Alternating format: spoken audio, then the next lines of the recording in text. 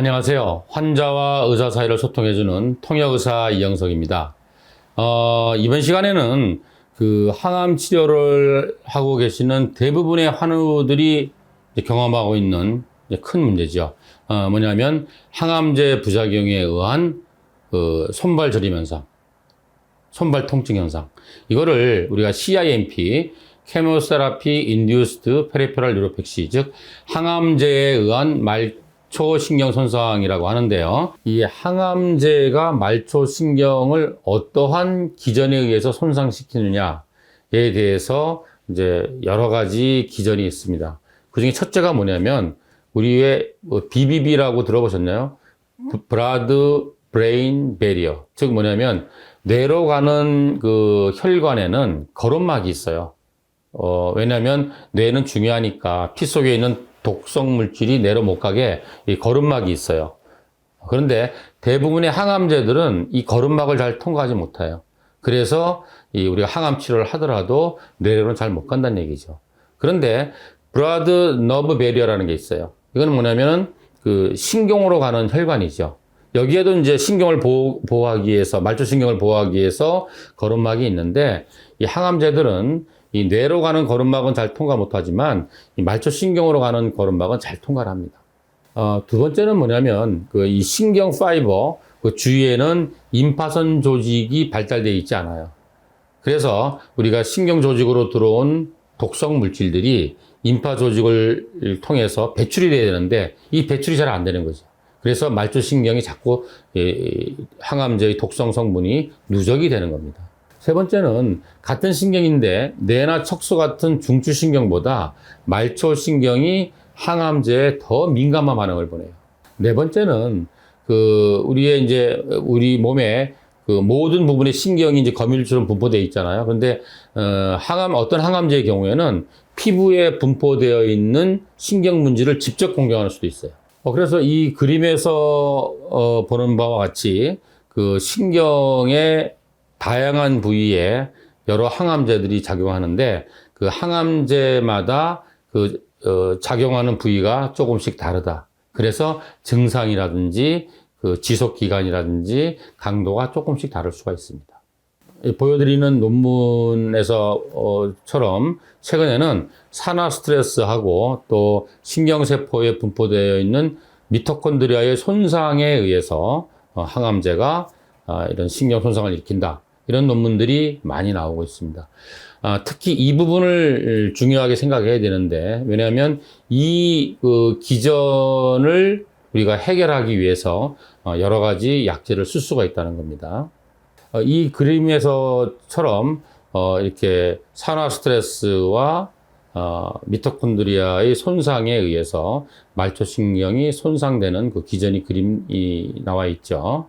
물론 여러 가지 기전이 있지만 그 중에 하나가 산화 손상과 미토콘드리아의 손상이다. 이렇게 말씀드릴 수 있습니다. 항암제에 의한 말초신경 손상 증상은 이제 그림에 보시다시피 다양하게 나타나는데, 가장 이제 흔하게 나타나는 게 감각신경 손상이라고 했죠. 그래서 예를 들자면 이렇게 감각이 둔해지는 것 같은 그런 느낌이 든다든지, 아니면 찌릿찌릿한 느낌이 있다든지, 아주 심한 통증을 느낀다든지, 아니면 온도에 민감해요. 그래서 찬 공기나 더운 공기에 노출되지 못한다든지, 아니면 조금만 스쳐도 민감하게 아프다든지, 이런 증상이 많고, 또 운동신경 손상 증상도 나타납니다. 그래서 팔다리의 근육이 이렇게 위축이 돼요. 우리가 근육이 곤다 그러죠. 근육이 이렇게 얇아지고, 또 근육의 힘도 약해져요. 또 이 근육이 우리가 균형을 잘못 잡아가지고 걸을 때 나미다리 같다는 얘기를 많이 해요. 그래서 또 다리에 힘도 빠지고, 그래서 잘 걷질 못하고 약간 울퉁불퉁한 길 걸을 때는 넘어지는 수도 있어요. 그래서 이거 정말 조심하셔야 됩니다. 그래서 정말 증상이 심한 분은 이 지팡이 있잖아요. 지팡이를 도움을 받으시든지, 가능하면 평지를 걸으셔야 되고, 좀 더 심한 분은 반드시 보호자와 부축하에 걷기 운동을 하셔야 됩니다. 또 자율신경도 손상받을 수 있는데, 자율신경 손상을 받게 되면은 우리가 이제 연화곤란이라고 그러죠. 음식물을 삼키는데도 좀 이렇게 문제가 생길 수 있고, 또 배뇨 배변이 안 돼서 변비가 온다든지 이런 게 있을 수도 있고, 또 혈압 조절이 잘 안 될 수도 있어요. 또 우리가 왜 신경 반사를 보잖아요. 그 신경 반사가 느려지거나 없어질 수도 있습니다.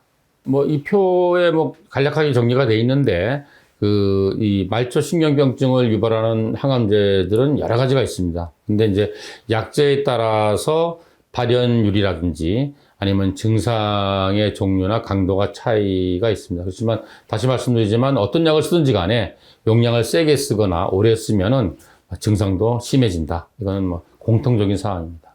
사실은 모든 병의 증상이 마찬가지인데 이 말초 신경병증에 대한 그 진단을 내릴 때도 사실은 환자와 많은 대화를 나눠야 돼요. 많이 물어봐야 돼요.